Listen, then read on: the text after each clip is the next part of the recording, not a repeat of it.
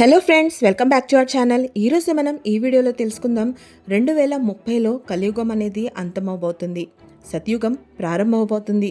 కాలచక్రం తన దిశను మార్చింది. 2025లోనే జరిగిన సంఘటనలు అంతా ఇంతా కాదు. వీటికి సంబంధించిన అన్ని సంకేతాలు మనకి ఇస్తూనే ఉంది. చాలామంది వాటిని ఒక కొత్త ప్రకృతిగా భావించి ఎంజాయ్ చేసి వదిలేస్తున్నారు. కానీ దాని గురించి బాగా తెలిసిన వాళ్ళు ఇవి దేనికి సంకేతాలను ఇస్తుంది అనేది మనకి చెప్తూనే ఉన్నారు. కానీ వాళ్ళ మాటని ఎవరూ పట్టించుకోవట్లేదు. కలియుగం అనేది ఇక అంతమవబోతుంది. సత్యుగం అనేది ప్రారంభమవుతుంది. కలియుగం సమయం ఏదైతే ఉందో అది 4,32,000 సంవత్సరాలు ఏదైతే ఉందో అదనమాట. దాని సమయం ఇక గడిచినట్టే. కొంత సమయం మాత్రమే మిగిలినట్టే. 2030లో కలియుగం అంతమైపోయి మనకి సత్యుగం అనేది ప్రారంభమవుతుంది. దాని సంకేతాలు మనకి ఇప్పుడున్న 2025లో ఏదైతే రెయినీ సీజన్ మనకి స్టార్ట్ అవుతుందో ఈ సమయంలోనే ఎన్నో రకాల సంకేతాలని మనకి ఇస్తూనే ఉంది. కానీ అవేంటో మనకి తెలియదు కాబట్టి, అవి తెలుసుకునేంత మాత్రపు మనుషులు మనం కాదు కాబట్టి మనకు అవి తెలియట్లేదు. ఇది సామాన్య మనుషులకి ఏమాత్రం అంతు చిక్కదు. ఎవరైతే బాగా గ్రంథాలని బాగా చదివి ఉన్నారో, గ్రంథాల గురించి బాగా అవగాహన కలిగి ఉన్న వాళ్ళు ఉన్నారో వాళ్ళకి దీని గురించి బాగా తెలుస్తూనే ఉంటాయి.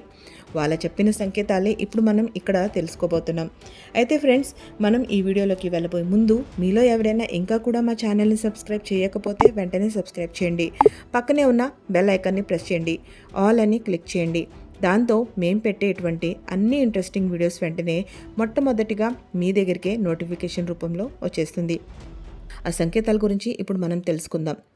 ఒకే చోట మూడు ఇంద్రధనుస్సులు కనపడటం అంటే మనకి వర్షాలు పడినప్పుడు ఇంద్రధనుషం రావటం అనేది మనకి ఎంతో కామన్ అనే విషయం అన్నమాట. కానీ ఒక దగ్గరే ఒకదానిపైన ఒకటి మూడు ఇంద్రధనుషాలు రావటం అనేది కనిపించడం అనేది చాలా విశేషకరమైనదన్నమాట. దీని అర్థం ఏంటంటే కాలచక్రం తన దిశను మారుస్తుంది అని, కొత్త యుగం అనేది ప్రారంభం అవుతుందని అర్థం అన్నమాట. ఇది కేవలం మన భారతదేశంలోనే కాకుండా అమెరికా, రష్యా, ఆఫ్రికా, హిమాలయాల్లో బాగా కనిపించింది. జనాలు దీన్ని ఒక వింతగా చూశారు. ఏదో కొత్తగా మనకి ఇలా వచ్చింది వాతావరణంలో అని అనుకున్నారు. కానీ ఎవరైతే గ్రంథాలని బాగా చదివి ఉన్నారో, దాంట్లో ఆరితేరున్నారో వాళ్ళకి దీని గురించి బాగా అవగాహన కలిగి వాళ్ళు మనకి తెలియజేశారనమాట. ఇలా రావటం అనేది కాలచక్రం తన గతిని మారుస్తుందని, తన దిశను మారుస్తుందని, ఇక చిన్నగా సత్యుగానికి వైపు అది వెళుతుందని చెప్పేసి దానికి అర్థం. ఇక రెండవ సంకేతం, ఎప్పటి నుంచో ఎన్నో సంవత్సరాల నుంచి నదులు అనేవి ఎండిపోవటం, ఆ నదుల్లో ఒక్క నీటి చుక్క కూడా ఉండకపోవటం, అటువంటి నదుల్లో కూడా ఒకేసారిగా పొంగి నీళ్ళు అనేవి రావటం, ఇక ఎక్కడి నుంచి చూసినా అక్కడ మనకి శివలింగాలు, దేవుడు విగ్రహాలు అనేవి దొరకటం, ఇవన్నీ కూడా మనకి ఇక సత్యుగానికి దారి చూపిస్తుందని సంకేతం. ధర్మం ఓడిపోవటం, పాపాలు పెరిగిపోవటం, ఇవన్నీ కూడా కలియుగానికి అంతానికే దారి అనేది తీస్తుంది. ఇక ప్రపంచవ్యాప్తంగా శివభక్తులు పెరగటం, ఒక్కసారిగా జనాల్లో శివభక్తి కలగటం మరింతగా ఎక్కడెక్కడైతే మన భారతదేశంలోనే కాకుండా ఇతర రాష్ట్రాల్లో కూడా, ఇతర దేశాల్లో కూడా మనకి శివభక్తులు పెరగటం, శివాలయాలు జనాలతో నిండుకుపోవటం, ఇవన్నీ కూడా దానికే సంకేతాన్ని ఇస్తుంది. ఇక ఎప్పటికీ గుడికి రాని వాళ్ళు, గుడి అంటే నమ్మకం లేని వాళ్ళు కూడా వాళ్ళు సన్యాసం పుచ్చుకోవటం, వాళ్ళు ఎంతో చక్కగా గుడిలోకి వెళ్ళటం, ఇక శివభక్తులు అవటం అనేది కూడా ఇక్కడ మనకి చాలా క్లియర్గా సంకేతాన్ని ఇస్తుంది. ఇటువంటి దాని గురించి మనకి స్కంద పురాణంలో అలాగే లింగ పురాణంలో చాలా క్లియర్గా రాసి ఉంది.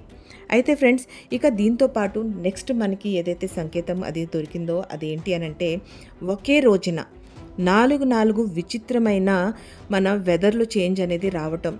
ఒక్క పూటే మనకి పొద్దున పూట బాగా ఎండ కాయటం, అంతలోనే వాన రావటం, కాసేపట్లో గాలి సుడిగుండంగా రావటం, ఇక కొన్ని ప్రాంతాల్లో అయితే ఒకేసారి ఐస్ పడటం, అంటే మనకి ఐస్ కూడా ఒక రూపంలో వర్షంలాగా కురవటం, ఇలా చిత్త విచిత్రంగా ఒకే రోజున 4 వాతావరణాన్ని చూపించడం కూడా ఇది కేవలం మన భారతదేశంలోనే కాదు ఫ్రెండ్స్, ఇతర దేశాల్లో కూడా వీటిని గమనించారు. ఈ విధంగా ఉండటం వలన కూడా మనకి సంకేతాన్ని ఇస్తుంది. ఇక ఎప్పుడైతే పంచభూతాల్లో ఉన్న ఈ భూతాలు ఏవైతే ఉన్నాయో అవి వాటి దిశని మారుస్తుందో అప్పుడే మనకి సంకేతం అనేది కలుగుతుంది. ఇక కలియుగం అంతమవుతుంది. ఇక ఇక్కడి నుంచి కాలచక్రం ఏదైతే ఉందో అది తన గతిని చిన్నంగా సతయుగానికల్లే మార్చేస్తుంది. ఇక మనం ఇందాక తెలుసుకున్నట్టుగా కలియుగం సమయం ఏదైతే ఉందో అది 4,32,000 సంవత్సరాలు అనేది ఏదైతే ఉందో అవి కూడా క్రమంగా తగ్గిపోవటం అన్నమాట. ఎప్పుడైతే పాపాలు పెరిగిపోతున్నాయో ఆ సమయంలో స్వయంగా శ్రీకృష్ణుడే మన కలియుగానికి సంబంధించిన ఏదైతే సంవత్సరాలు సమయం ఉందో దాన్ని కూడా క్రమంగా తగ్గిస్తూ ఉంటారని చెప్పేసి మనకి మన పురాణాల్లో రాసి ఉంది. ఇక మరొక సంకేతం అదేంటి అనంటే భూమి కింద నుంచి చిత్త విచిత్రమైన శబ్దాలు రావటం. మనకి ఏకాంతమైన ప్రదేశాలు ఎక్కడైతే ఉన్నాయో అక్కడ ఏవైతే మనకి ఎక్కువగా భూభాగం ఉందో దాని కింద నుంచి రకరకాల మనకి సౌండ్స్ అనేవి వినపడటం అనేది చాలా వైజ్ఞానికులు దీన్ని కనిపెట్టారు. దీనికి కూడా అదే సంకేతం. ఇక కలియుగం అంతమవబోతుంది, సత్యుగం రాబోతుంది.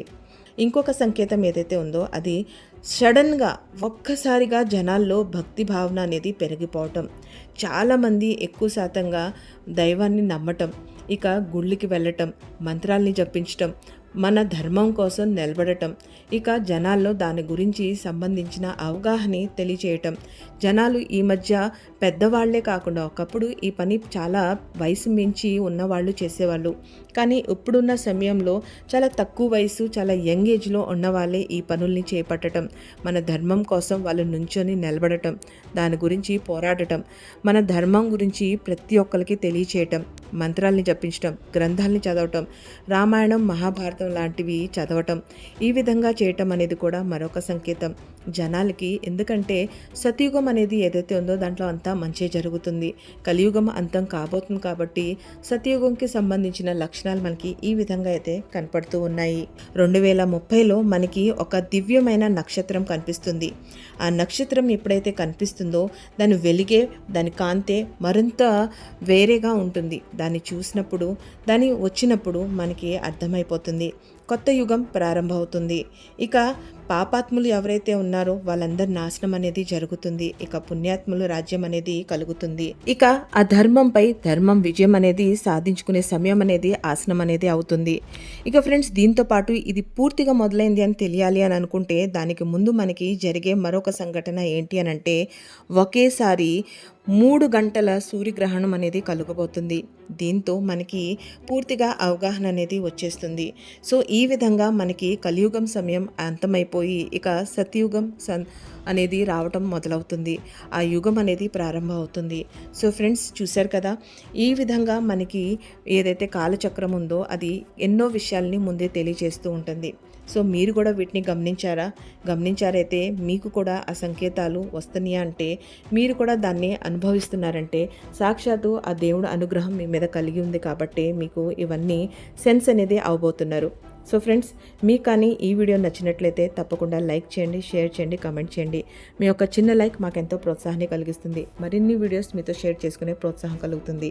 Thank you so much friends.